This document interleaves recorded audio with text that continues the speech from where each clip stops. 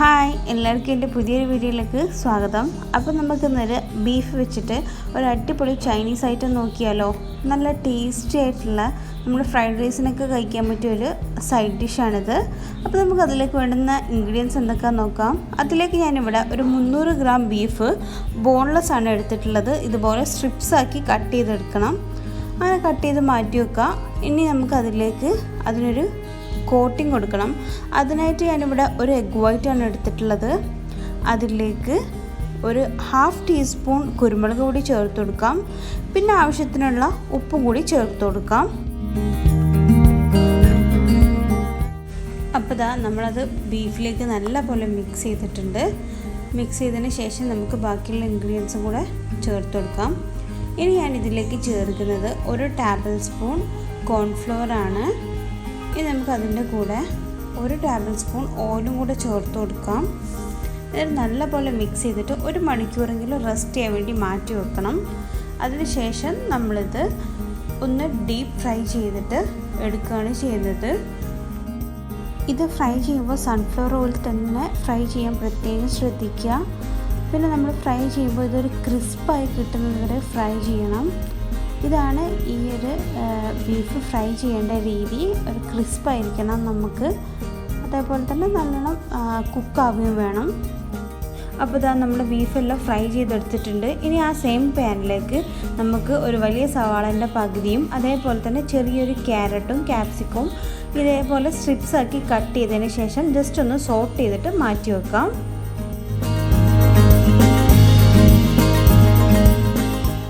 അപ്പോൾ നമ്മൾ ആ ഒരു ഓയിലിൽ തന്നെ 1/2 ടീസ്പൂൺ ജിഞ്ചർ ഗാർലിക് ചോപ്പ് ചെയ്തത് ചേർത്ത് കൊടുക്കാം. അതിലേക്ക് ഒരു 1/2 ടേബിൾ സ്പൂൺ സോയാ സോസും 1/2 ടീസ്പൂൺ ഷുഗറും അതേപോലെ തന്നെ 1/2 ടീസ്പൂൺ വിനിഗറും കൂടെ ചേർത്തിട്ട് ഒന്ന് സോട്ട് ചെയ്തിട്ട് എടുക്കാം.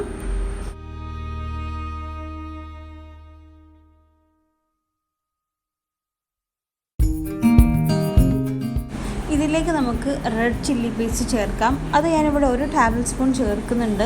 നിങ്ങളുടെ കയ്യിൽ സ്റ്റോർ ബോട്ട് ഉണ്ടെങ്കിൽ അത് ചേർക്കാം. അതല്ലാന്നുണ്ടെങ്കിൽ നിങ്ങളുടെ കയ്യിലുള്ള വറ്റൽമുളക് ഒന്ന് പേസ്റ്റ് ആക്കിയിട്ട് അത് ഒഴിച്ചു കൊടുത്താൽ മതി.